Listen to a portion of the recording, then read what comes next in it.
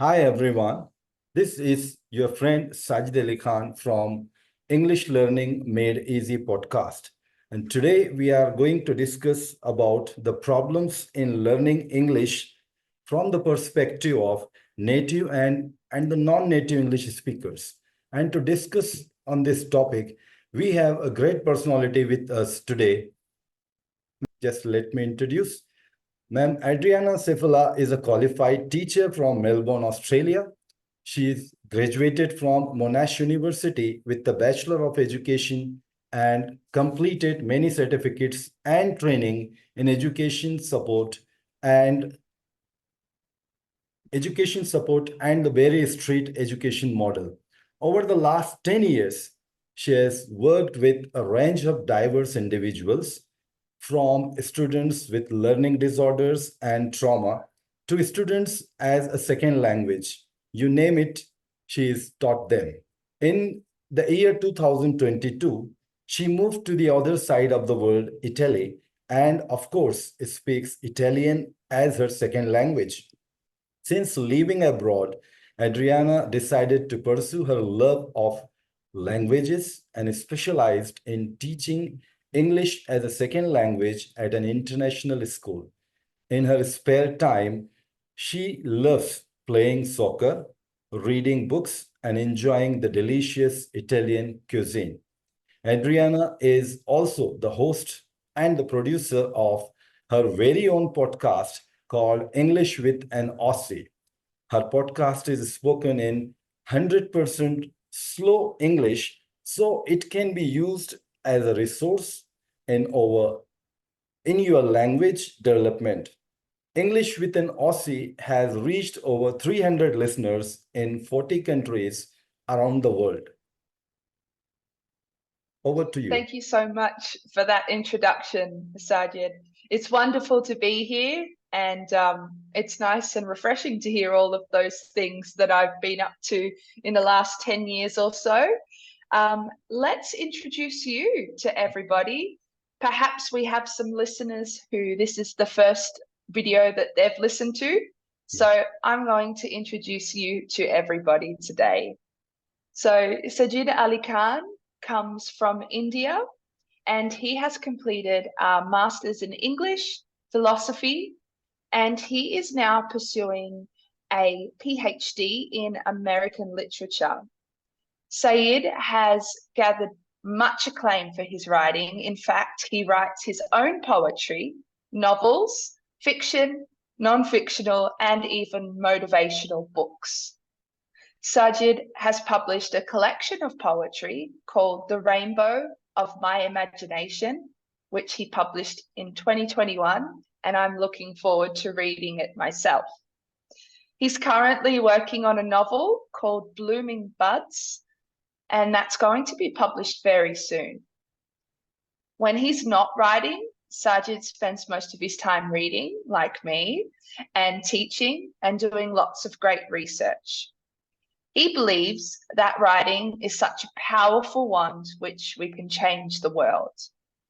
He uses poetry to inspire and motivate, especially to those people who are confronted with adversities in life and perhaps are feeling depressed.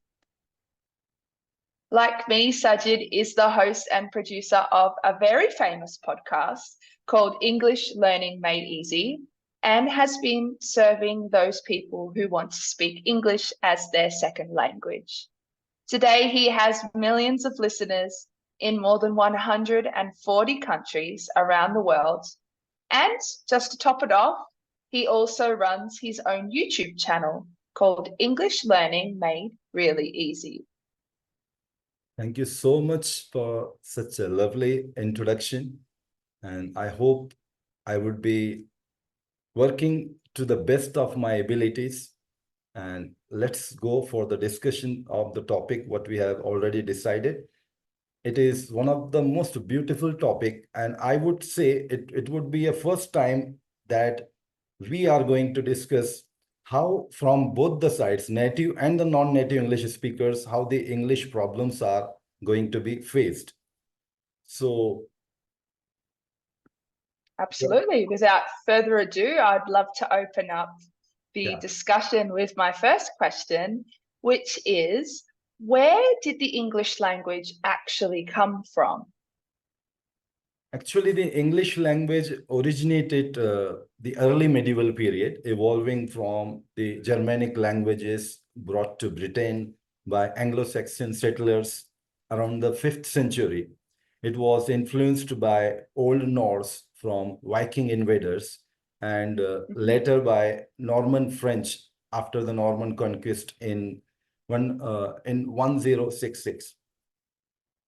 Okay, thank you very much. And another question that I've got, which is very interesting, is I did a little bit of research lately, and as from 2024, English is actually the official language of over 67 countries around the world. So I was wondering, in your opinion, Sajid, how do you think the English language evolved so quickly? Yeah, it's a great question actually. The rapid evolution of English language can be attributed to several factors. Okay. If we can begin with the expansion of the colonies of the British that the world has witnessed, from every continent, British has captured so many places and they were ruling over there.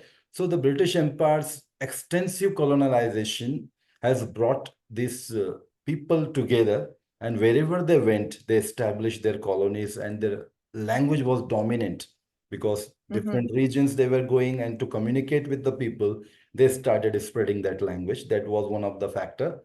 Then another factor was the economic influence, to my Oh, mind, that's right. like the rise of the United States as a global economic power in the 20th century reinforced this language as the primary language of international business and trade. So that is also one of the important thing, and technological and the cultural dissemination. This is also one of the reason, like the global influence of English speaking media today. We see there are millions of people just chatting in this language around the world.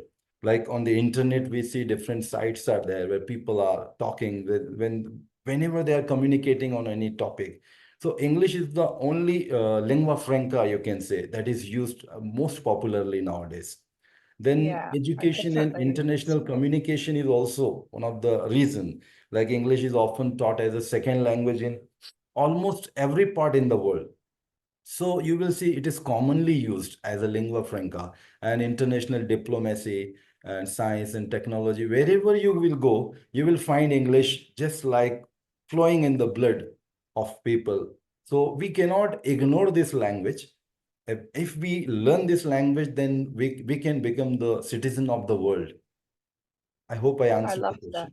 No, that you absolutely answered that. I love how you touched on the technology, because I think us as 21st century learners, this has just become an everyday part of our lives. And Yeah.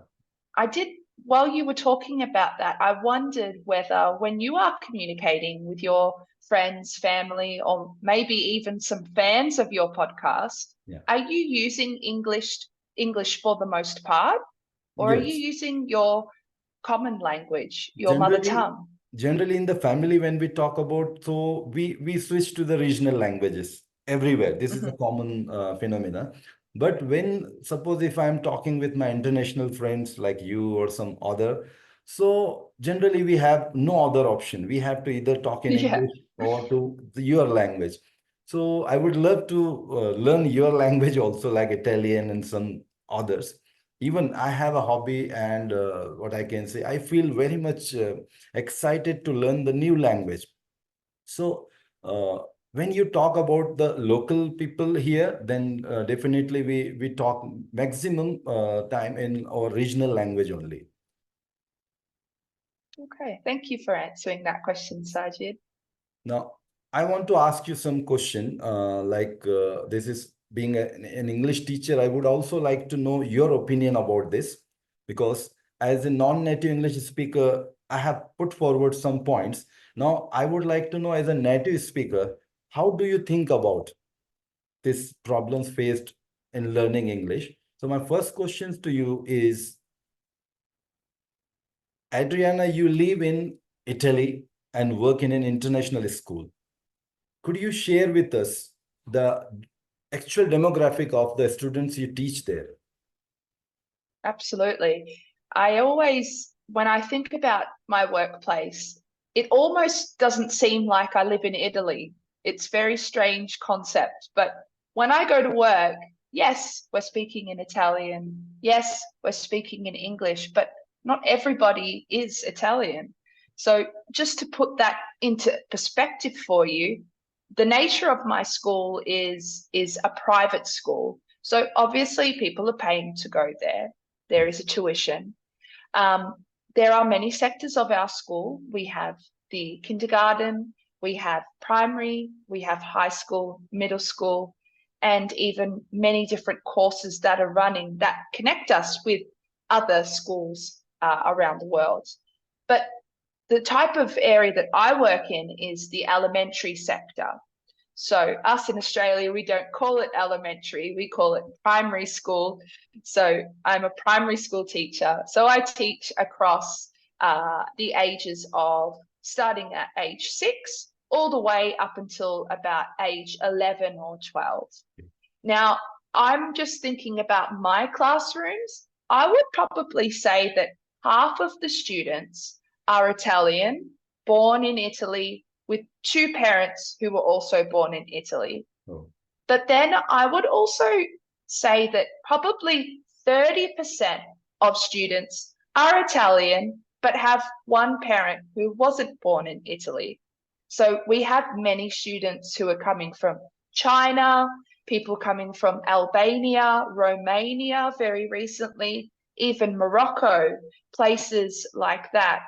And then we do have a small percentage, I would probably say 10 to 15%, who are Italian born, but parents, both of them born in other countries. And this is where it starts to get really tricky because you get into school and students are not only speaking in Italian or English, but they might be speaking in Russian to another student. They might be speaking in Chinese to another student. So it is a very strange phenomenon at my workplace, Sajid. So you must have a very great time with those children when they are I talking with do. you. We laugh so much. And sometimes they can't think of a word, but they know the word in another language. Mhm. And it's just, look, we have a ball of fun together at school. Yeah, wonderful. Okay, my next question for you, Adriana, is with regards to their English learning, what are some Mhm. problems that you observe on a daily basis? Yeah, this is an interesting question. I think I'd probably like to touch on 2 things. And these are based on my observations, but also some observations of my colleagues as well. Because as you know, we are a large school and we're dealing with a lot of different students. So the first thing that I wanted to touch on is grammar. And a lot of people, when I say this, they might not take it in the way that I'm probably trying to get through, but I'm not saying that grammar is not important, but I'm saying that nowadays, especially in the years leading up to now, there has been such an emphasis on grammar and grammar books and learning the conjugations and learning the spelling. And I think what's been happening is a little less time has been used on actually putting the grammar into practice and actually having conversations. And so what we're seeing at my school and at a lot of other schools around Italy is very high assessment scores in grammar and even reading, but quite low results in things like speaking, listening, and comprehension. And that is a little bit sad to see, but I think we've come to a time where we're understanding why this is happening and we're able to actually push through and help give students that extra support, which I will like to talk a little bit about later on in the discussion. The second thing that I've been noticing is that, as I spoke about, our school is like being on another planet. There's just so many different languages just being thrown around on a day-to-day basis. Another problem that I'm observing is that students might start speaking a sentence in English and are finding it difficult to string the sentence along with correct structures, correct adjectives, correct prepositions, and they're getting a little bit anxious, so they resort back into their native tongue. So what we see is a sentence being started in English and a sentence being finished in Italian. I'm not sure if that happens where you live, Sajid, but this is definitely happening for me right now. No, in our schools, we strictly follow. There are no vernaculars allowed here. We Mm-hmm, maintain the discipline and decorum of the classes, and we don't allow children to use the regional language, especially mm-hmm, so that they should learn it quickly. If they want to grab the language, they have to take those structure of the sentences and everything in their subconscious, and it will go, mm-hmm. and they will continuously do practice of speaking when they will have no Yeah, other option of switching to any other language than coming back to English. So, exactly. so if they will face And the situation, then only they will create that construction of sentence and then they will learn quickly.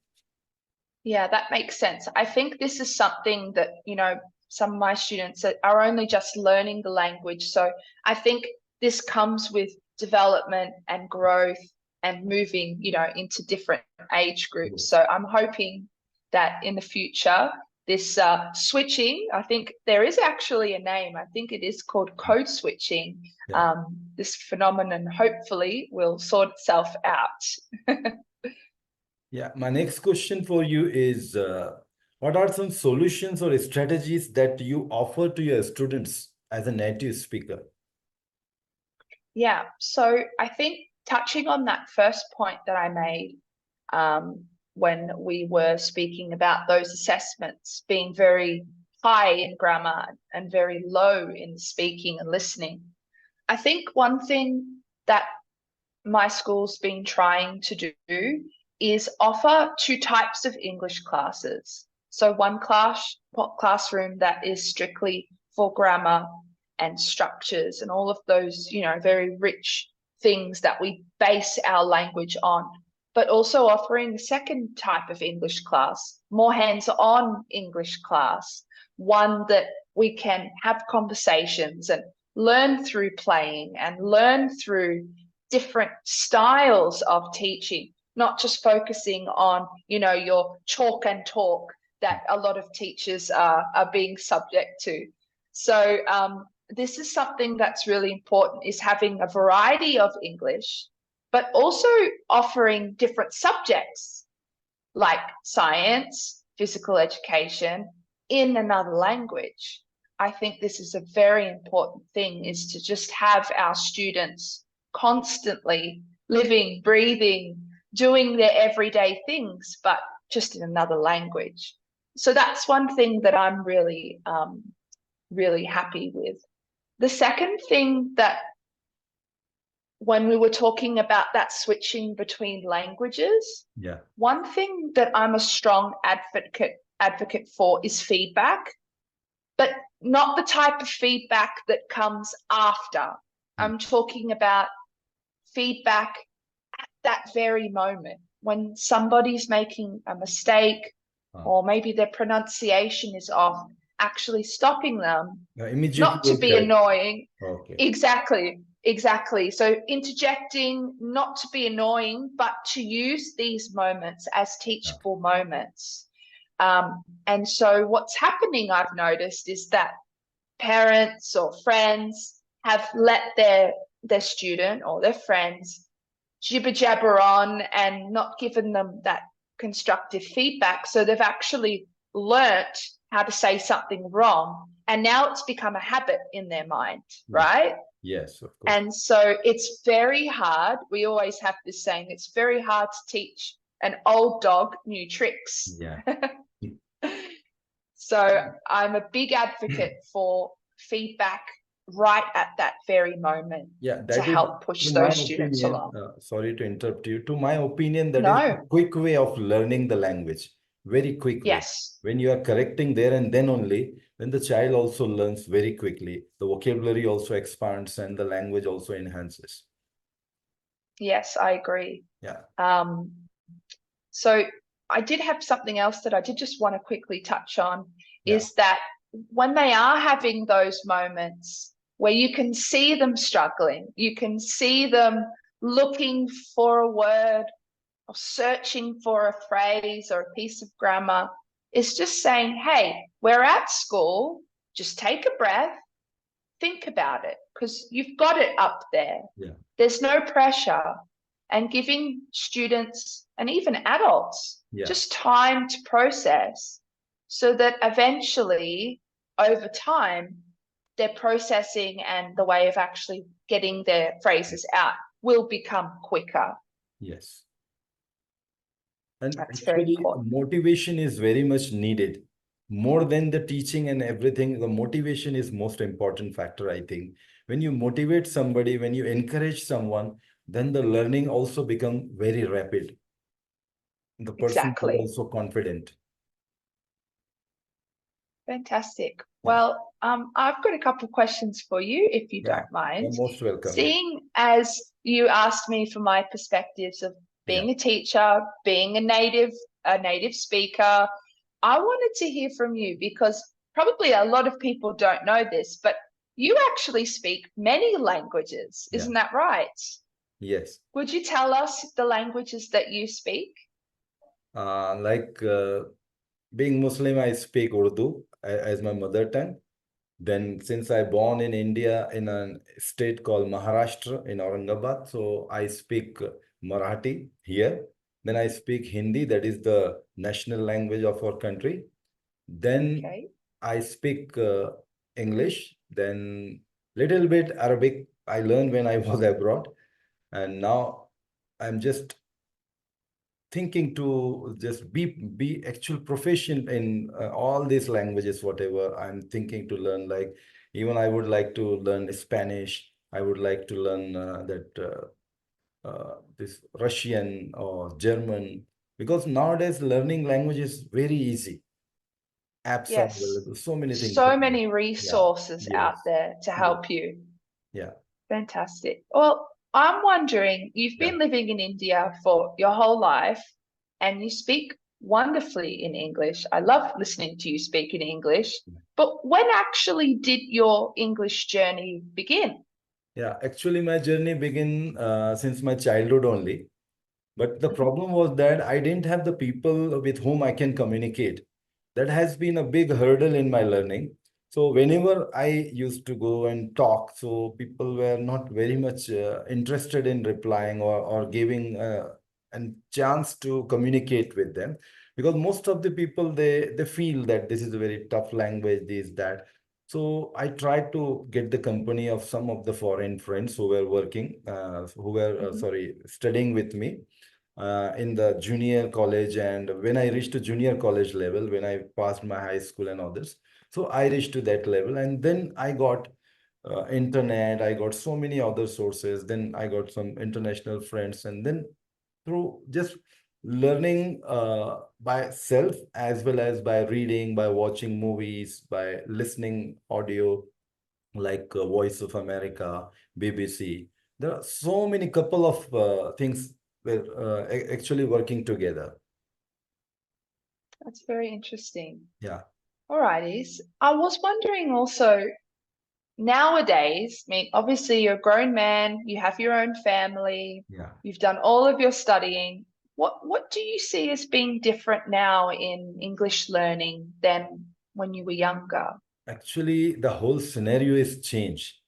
Absolutely changed. During our time when we were children, so at that time the resources were very limited. Internet was not that much available easily. Now everything is available. Now you have so many language apps, you have interactive tools. Now you have a lot of advanced resources. Today you can read number of newspapers in English. You can watch English movies. You can go on social medias. You can read articles. You can do a lot of things. Even YouTube is filled with all the best Yeah. speakers, and everything is working at the peak. So there are a lot of immersive learning experiences there, and even some advanced technology is used where you can just communicate with some apps where they are on the spot correcting you if you are doing any mistake Yes. in your pronunciation, in your dialects, or in your grammar. Then they are correcting you. So I think nobody will have such time now what this generation has got to learn language. I would say this is the easiest time. This era is the Mm. easiest time for learning English language or any other language to say. Yeah, I'd have to agree with you Yeah. there. I mean, the other day I was just watching YouTube and an ad popped up, and it was a person who spoke English as a second or a third language, and they were speaking with an artificial intelligence robot, and that robot was giving them feedback on the spot. Yeah. So it's not even that, oh, I can't find somebody. We actually now have AI to help us with learning English as well. And Yeah. that's just incredible, something I would have never even thought about, even 10 years ago. Yes. Well, while you were talking there, another question popped into my mind. And I was wondering, when you were going through your English learning journey, Yeah. were you going through any challenges, any problems? Can you talk us through a few of those things that have really made you into the person that you are now? Yes, actually, the challenges were what I told you, like being a non-native speaker. It was very difficult to persuade someone to listen to me, to convince someone to talk to me. It was rather Mm, very difficult and rather to say impossible to find the good books like 20, 30 years ago, if you imagine, like the books which are available nowadays. They were not as much handy as today we have them. Then the idiomatic expressions used to confuse me a lot. Today we have yeah, dictionaries available, number of dictionaries. Then there was not regular practice available with anyone. Like today we have so many apps and other resources. All these were not available, almost all. Just internet was launch, I would say, around 90s. So after hmm that, there was a knowledge explosion, and people came to know that there are a lot of resources you can utilize for improving your language. yeah, fantastic. I'd have to say that I'm probably going through some of the same problems Yeah. learning Italian as my second language. So I'm wondering what type of strategies that you tried to put into your repertoire Yeah. to try and keep you having those aha moments, to keep you getting motivated. What's helping you get through this?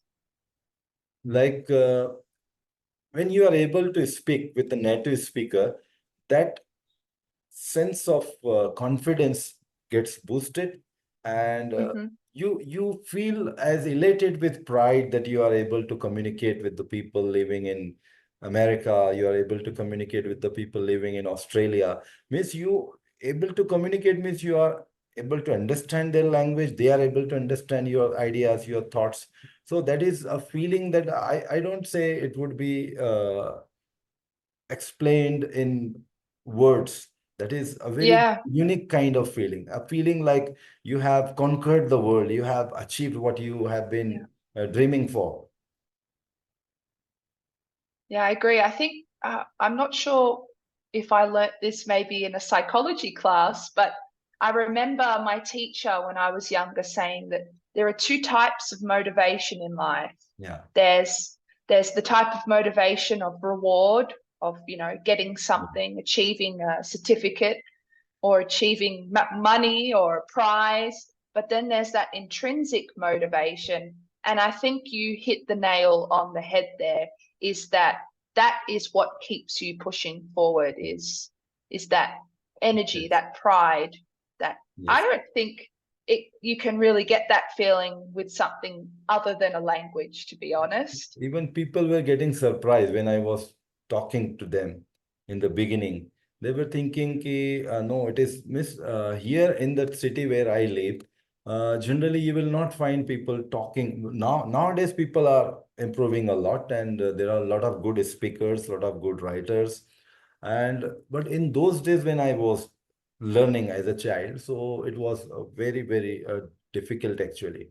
I used to Mm. search the company of foreign students who were coming here to learn. I used to go by walk to their homes. Even during night, I had some friends. Oh, I used to have a cup of that's tea with lovely. them. My intention was just to get a company how to communicate with them. So there were a lot of Yes. people from Kenya, a lot of from Palestine, from Somalia, from Jordan, from Djibouti, from Yemen, from Iraq. So many countries people still they come here for their education, so it was a wonderful experience. Well, thank you for sharing. Sajid, we are coming to the end of our time together. Yeah. So I'm wondering if you'd like to lead us through a little bit of a summary of what we've Yes. spoken about today. Yes. Today we discussed the origin and the evolution of the English language, noting with beginning with the Anglo-Saxon settlers and its subsequent influences from Old Norse and the normal French. We also explored how English has spread so rapidly to become the official language of 67 countries, largely due to the colonial expansion, economic influence, and the global impact of English-speaking media and technology. Reflecting on my personal experience, I shared how I began learning English in primary school in India and how the learning process has evolved with the advanced resources like online courses and interactive tools. We also touched on the challenges faced by non-native English speakers, such as the pronunciation, understanding accents, and idiomatic expressions. To overcome these challenges, I highlighted strategies like reading extensively, watching English media, practicing speaking, and using language learning apps. These methods have significantly helped improve my English proficiency. So overall, today's lesson emphasized the importance of continuous practice and leveraging modern resources to enhance language skills. So Absolutely. And just to touch on a couple of things that I spoke about, the yeah, importance of having feedback at the moment.